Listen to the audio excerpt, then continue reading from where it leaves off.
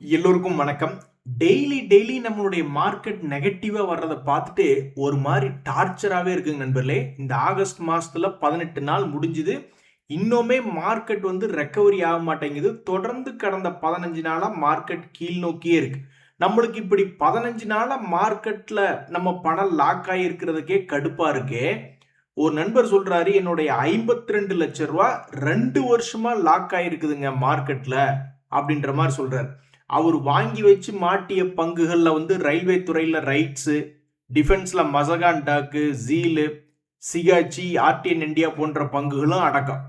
ஆக நான் தான் சொல்றேனே, நம்மனால வாரத்துக்கு ஒரு முறை 10,000 ரூபாய் அல்லது மாதத்திற்கு ஒரு முறை 10,000 ரூபாய்னு போட முடிஞ்சதுன்னா நம்ம தான் ஸ்டாக் மார்க்கெட்ல தொடர்ந்து பணம் போட முடிஞ்சவங்க சக்திசாலி. மற்றபடி நம்ம 50 லட்சம் 1 கோடின்னு எடுத்துட்டு மொத்த பணமும் லாக் ஆயிடுச்சுன்னு வச்சுங்களேன், அதுக்கப்புறம் நம்மளால ஆவரேஜ் பண்றக்கோ அல்லது வேறு பங்குகளையாவது போய் வாங்கலாம். இந்த லாஸ் அப்படியே இருக்கட்டும், புக் பண்ணா லாஸ் ஆயிடுமே, ஏறி வரப்ப பார்த்துலான்னு வச்சுட்டு போனோம்னு வச்சுங்களேன், அப்ப நம்ம பெரிய அளவுல நம்மளால பணக்காரர் அப்படின்னு நம்ம சொல்லிக்க முடியாது. ஸ்டாக் மார்க்கெட்டை பொறுத்த வரைக்கும் யாருனால தொடர்ந்து பணம் போட முடியுதோ, திடீர்னு பார்த்தா நம்ம கிட்ட 50 கோடியோ அல்லது வெறும் 50,000மோ இருக்கு. ஆனா நம்ம ஒவ்வொரு அட்டம்ப்டும் நம்ம போய் வாங்கறதுக்கு பணம் இருந்துகிட்டே இருந்துன்னு வச்சுங்களேன், அவங்க தான் பெரிய ஆள். ஸோ ஒன்றா முதல்லையே நாம் நம்மக்கிட்ட 50 லட்சமோ அல்லது 5 லட்சமோ அதை பிரித்து ஒவ்வொரு இடத்துல எப்படி இன்வெஸ்ட்மெண்ட் பண்ணணும்னு முதல்லையே ஒன்றா பிளான் போட்டுக்கணும். இல்லைன்னா நம்ம ஒவ்வொரு மாதமுமாவது பணம் போடுற அளவுக்கு நம்மளுக்கு கெப்பாசிட்டி இருந்ததுனா தான் நம்ம இதில் சீக்கிரமாக ஜெயிச்சு வெளிவரக்கூடிய வாய்ப்பு என்பது வருது. இல்லைன்னா ஆட்டோமேட்டிக்காகவே நம்ம ஒரு லாங் டேர்ம் இன்வெஸ்டர் அப்படின்ற மாதிரி ஆயிடுவோம். அப்போ நீங்க ட்ரேடர் இல்லையா? இல்ல, நான் லாங் டேர்ம் இன்வெஸ்டரா மாறிட்டேன் அப்படின்ற மாதிரி ஆயிடும். நண்பர்களே, இந்த நேரத்தில் ஒரே ஒரு குண்டு அப்படின்ற மாதிரி போட்டார்னு வச்சுங்க, அவ்வளோதான். நம்ம ஏற்கனவே ஒரு சண்டைக்கே நம்ம பாதிக்கப்பட்டு கோந்திருக்கோம். இதுல இவர் ட்ரம்ப் அவர்கள் என்ன சொல்றாருன்னா, எங்களுக்கு என்ன தெரிய வருதுன்னா, இந்த ஈரானும் ஓமானும் டிஸ்கஸ் பண்ணிக்கிட்டு இருக்காங்க நான் இல்லாம எந்த ஒரு ஒப்பந்தம் வருது, நான் ஏற்கனவே ஈரானை நான் சரண்டர் பண்ண சொல்லியிருக்கேன், எங்ககிட்ட சரண்டர் ஆகுங்க அப்படின்னு நான் சொல்லியிருக்கேன். ஆனா எனக்கு தெரியாம நீங்க ஏதாவது ஒரு டீல் போட்டீங்க, ஓமான் மேலேயும் குண்டு போடுவோம் அப்படின்ற மாதிரி சொல்லியிருக்காரு. போற போக்க பார்த்தா அமெரிக்காவுக்கு சப்போர்ட் பண்றதா வேண்டாமா அப்படின்னு மிடில் ஈஸ்டே ரெண்டா பிரிஞ்சிரும் போல இருக்கு. அந்த ஒரு கண்டிஷனுக்கு தான் ட்ரம்ப் அவர்கள் அவங்கள புஷ் பண்ணிக்கிட்டு இருக்காரு. ஆக மொத்தம் இந்த ஆகஸ்ட் மாசத்துல நம்மளுக்கு 10 பைசா கூட பிரயோஜனம் இல்லைன்னா அதுக்கு மிக முக்கியமான காரணம் இந்த யுஎஸ் இஸ்ரேலினுடைய வார் தான் அப்படின்றதுல எந்த விதமான மாற்று கருத்தும் கிடையாது. இந்த நேரத்தில் இந்த சமயத்திலையும் பாருங்க, நெட்வெப் அப்படின்ற ஷேர் வச்சிருக்கிறவங்களா ரொம்ப மகிழ்ச்சிகரமா இருப்பாங்க. ஏன்னா அது மறுபடியும் புதிய உச்சத்துக்கு பக்கத்தில் வந்த நாள் இன்று.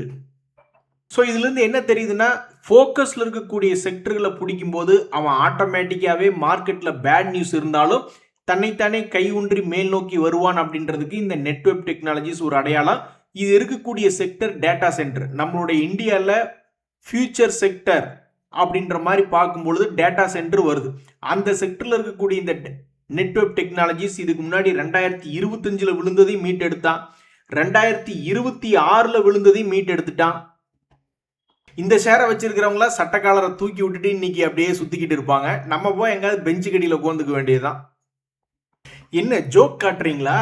கீழே ஒரு 60-80% நீ இறங்க வேண்டியது, அப்புறம் திரும்பி ஏற வேண்டியது, இதே வேலையா போச்சு உங்களுக்கு அப்படின்ற மாதிரி இந்த கான்கார்ட் பயோடெக் அப்படின்ற ஷேர்ல ஒரு செய்தி. அது சமீபத்தில் 60% என்பது இறங்கி இருந்தது, இப்போ திரும்பி ஏறி இருக்கான். நான் என்ன நினைக்கிறேன்னா, இந்த 60% இறங்கிய பங்குகளில் மட்டுமே நாங்கள் முதலீடு செய்வோம், அப்புறம் அது மேலே வரும்பொழுது நாங்கள் விற்றுருவோம் அப்படின்ற மாதிரி ஏதாவது ஒரு மியூச்சுவல் ஃபண்ட் வந்துன்னு வச்சிங்களேன், பேசாம போய் அதில் எடுத்து வச்சுக்கலாமான்னு பார்த்துக்கிட்டு இருக்கேன்.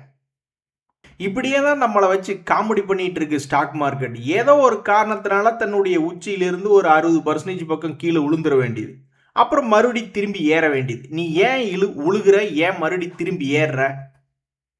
ஆக மொத்தம் ஸ்டாக் மார்க்கெட்ல கரெக்டா திரும்பி ஏறக்கூடிய இடங்கள் அப்படின்னு கண்டுபிடிச்சி ஒவ்வொரு இடத்துலையும் பணம் போடுற கெப்பாசிட்டி இருந்துன்னு வச்சிங்களேன், அவங்கெல்லாம் சிங்க குட்டி தான். ஸோ சமீபத்தில் இந்த கான்கார்ட் பயோ அப்படின்ற பங்கு எவ்வளவு பர்சன்டேஜ் திரும்பி ஏறி வந்திருக்குன்னு வச்சிங்களேன், இறங்கியது 60%, திரும்பி ஏறியது 60%. ஆக மொத்தம் அதுலேயும் ஒரே அக்கௌண்ட்ல பணத்தை போட்டோம்னா நம்மளுக்கு கன்ஃபியூஸ் ஆகிடும். ஒரு 2-3 அக்கௌண்ட் இருக்கும் பொழுது ஒவ்வொரு சப்போர்ட்லையும் பணம் போடக்கூடிய கெப்பாசிட்டி இருக்கும்போது எது கன்ஃபியூஷன் இல்லாமல் எதை கடைசியாக வாங்கினோம்னா அது ஒரு மாதிரி ப்ராஃபிட்டுக்கு புக் பண்ணலாம். சில நேரங்களில் நம்மளுக்கு சைக்காலஜி அஃபெக்ட் ஆகிடும். அதாவது ஒரு குறிப்பிட்ட லோனில் நம்ம பாட்டுக்கு வாங்கி வச்சுருந்தோம்னு வச்சிங்களேன், சரி இப்போ தான் காஸ்ட் ப்ரைஸ் வந்திருக்கு, அதுக்கப்புறம் மேலே பழைய உச்சிக்கு போனதுக்கப்புறம் மொத்தமாக எல்லாத்தையும் கொடுத்துட்டு வந்துடலாம் அப்படின்ற மாதிரி நினைப்போம். அப்புறம் மொத்தமாக மறுபடியும் கீழே இறங்கிடுறாங்க. ஸோ தொடர்ந்து ஏறுவானா அப்படின்றது தெரியாது. ஒரு 2-3 அக்கௌண்ட்டை வச்சு மேனேஜ் பண்ணிக்கிட்டு ஏதாவது ஒரு வகையில் வந்து லோனில் ஒவ்வொரு சப்போர்ட்லையும் எடுக்கக்கூடிய கெப்பாசிட்டி இருந்ததுன்னா கொஞ்சம் கிளியர் மைண்டோட எந்த என்ட்ரி வெளியே வரலாம், எந்த என்ட்ரி மறுபடியும் ரீஎன்ட்ரி கொடுக்கலாம் அப்படின்ற மாதிரி யோசிச்சு பண்ணலாம். அதே மாதிரி கீழே லோ ப்ரைஸில் விழுந்துட்டு ரெக்கவரியான பங்குகள் அப்படின்ற செய்தியில் பார்த்தீங்கன்னா இந்த பேடிஎம் அப்படின்ற ஷேருமே ஒரு 80% கீழே விழுந்துச்சு. பட் இது 80% கிராஷ் ஆகிறதுக்கு முக்கியமான காரணம் இது நஷ்டம் செய்யக்கூடிய ஒரு பங்கா இருந்தது. அதனால ஒரு 80% பக்கம் இறங்கி இருந்தது. அதுக்கப்புறம் இப்ப நம்ம மேலே ஏறி இருக்கக்கூடிய பர்சன்டேஜ் என்ன அப்படின்றத பார்த்தோம்னு வச்சுங்களேன், அது ஆல்மோஸ்ட் 359% ஏறி இருக்கு. ஆமா, வாஸ்தவம் தான். இறங்குனது 80%. மேலே உச்சியில் வாங்கினவங்களுக்கு 1 லட்ச ரூபா பணம் போட்டவங்களுக்கு வெறும் 20,000 ரூபா தான் இருந்திருக்கும். ஆனால் 20,000 ரூபாய்க்கு வந்து யாராவது லோ ரேட்டில் என்ட்ரி எடுத்திருந்தாங்கன்னா இன்னைக்கு அதில் வந்து 359% என்பது ஏறி இருக்கு. அடுத்தது இந்த பராஸ் டிஃபென்ஸ் அப்படின்ற பங்குமே ஒரு 60% பக்கம் ஒரு சரிவடைந்த பங்கு தான். இதனுடைய மொத்த சரிவடைந்த பர்சன்டேஜ் எவ்வளோன்னு பார்த்தீங்கன்னு வச்சிங்களேன், இதுவும் எக்ஸாக்டாக ஒரு 63% என்பது இறங்கிய பங்கு தான். அதுக்கப்புறம் இந்த பராஸ் டிஃபென்ஸ் என்பது தற்போது இருக்கக்கூடிய ரேட்டை பார்த்தோம்னா நம்ம அப்படியே ஆடி போயிடும். யாராவது ஒருத்தர் வந்து 60% இறங்கினதுக்கப்புறம் இந்த பங்குல முதலீடு பண்ணி இப்போ வரைக்கும் கையில் வச்சுக்கிட்டு இருந்தா 524% என்பது திரும்பி ஏறி வந்திருக்கு. ஏய் வேம்புலி, உன்னை நான் அடிச்சு தூக்குறேன்டா அப்படின்ற மாதிரி ஒன்னா ஏதாவது ஒரு மியூச்சுவல் ஃபண்டுகள் இது போன்ற கான்செப்ட்ல 60% இறங்கினா மட்டும்தான் என்ட்ரி எடுப்போம், 80% இறங்கினா மட்டும்தான் என்ட்ரி எடுப்போம், அது மேலே ஏற வரைக்கும் நாங்கள் பாட்டுக்கு ஹோல்டிங்கில் வச்சுக்கிடுவோம் அப்படின்ற ஏதாவது ஒரு இன்வெஸ்ட்மெண்ட் அப்ஜெக்டிவ்ல வந்தாங்கன்னு வச்சிங்களேன், அது போன்ற மியூச்சுவல் ஃபண்டுகளை போய் நான் சப்ஸ்கிரைப் பண்ணிடுவேன். கடைசிக்கு நீங்கள் அந்த மாதிரி கிரியேட் பண்ணாமல் இருந்தீங்கன்னா நானே செய்கிறேன்டா அந்த வேலையை அப்படின்ற மாதிரி தான் யோசிக்க வேண்டியதாக இருக்குது. இந்த மியூச்சுவல் ஃபண்டுகள் இல்லாமல் நம்ம டைரெக்டாக போகிறோம்னு வச்சிங்களேன், நம்மளுடைய ஸ்டாக்குகள் இந்த மாதிரி கீழே விழுந்து கிடக்கக்கூடிய பங்குகள் எடுத்து வைக்கும்போது நம்ம என்ன பண்ணுவோம், ஒன்றா பொறுமை இழந்துருவோம். இவனுக்கு என்ன ஒரே நாள்லேயே கீழேருந்து மேலே வந்திருக்காங்க, 2023 அது அந்த லோ வந்துடுச்சு, அதுக்கப்புறம் 4 வருஷம் கழிச்சு மேல் நோக்கி ஏறி வந்திருக்கு.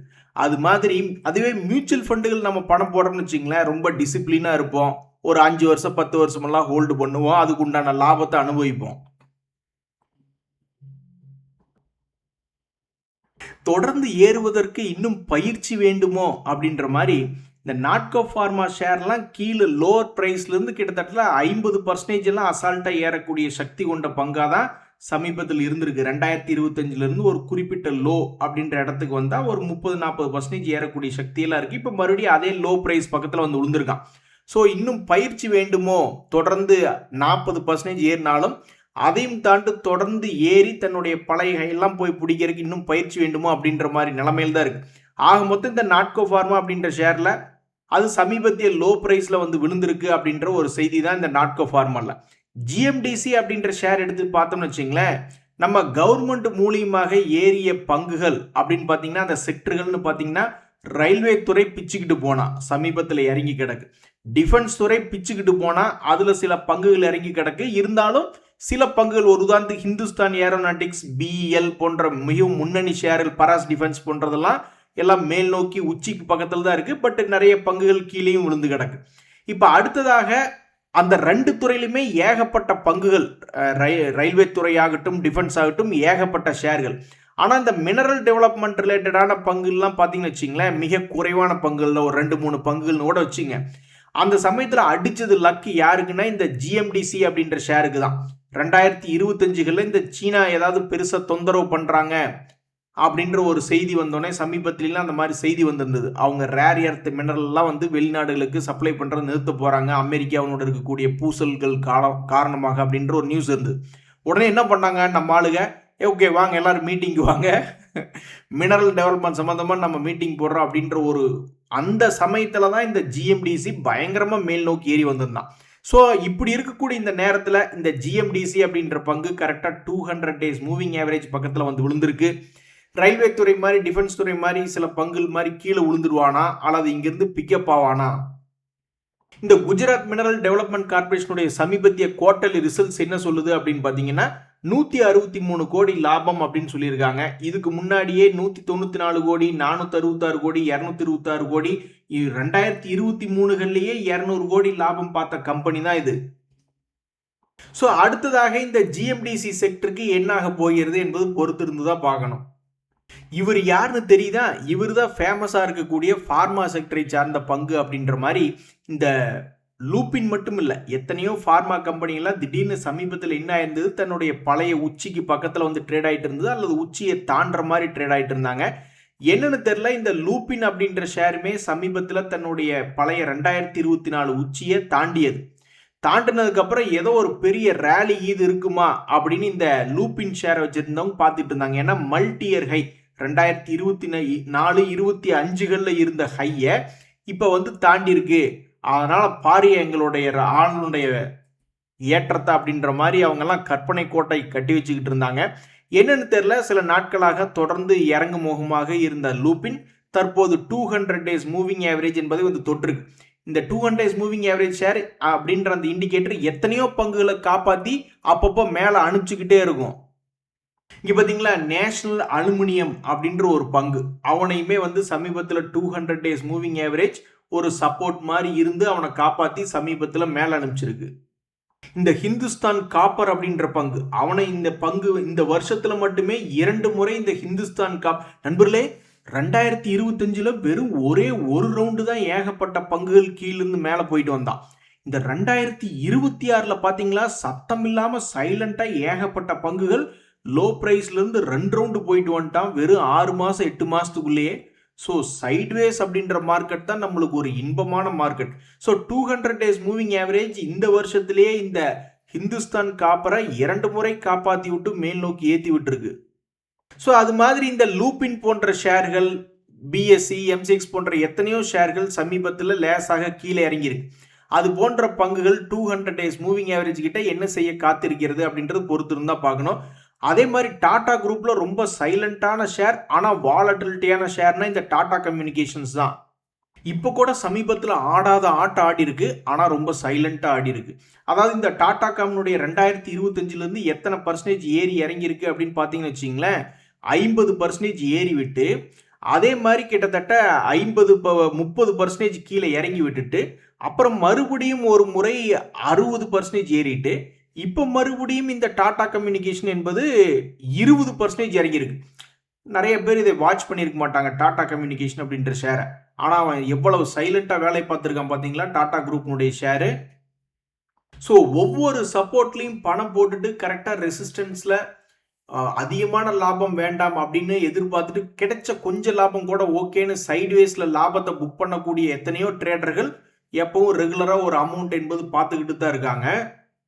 ஆனால் அதே சமயம் சில நேரங்களில் மார்க்கெட் சரியில்லைன்னா நம்மளுடைய பணம் என்பது லாக் ஆகும் அப்படின்றதுக்கு யாருமே விதிவிலக்கு கிடையாது. இங்கே பார்த்தீங்களா, ஒரு நண்பரு கூட 52 லட்ச ரூபா 2 வருஷமா லாக் ஆயிருக்கு.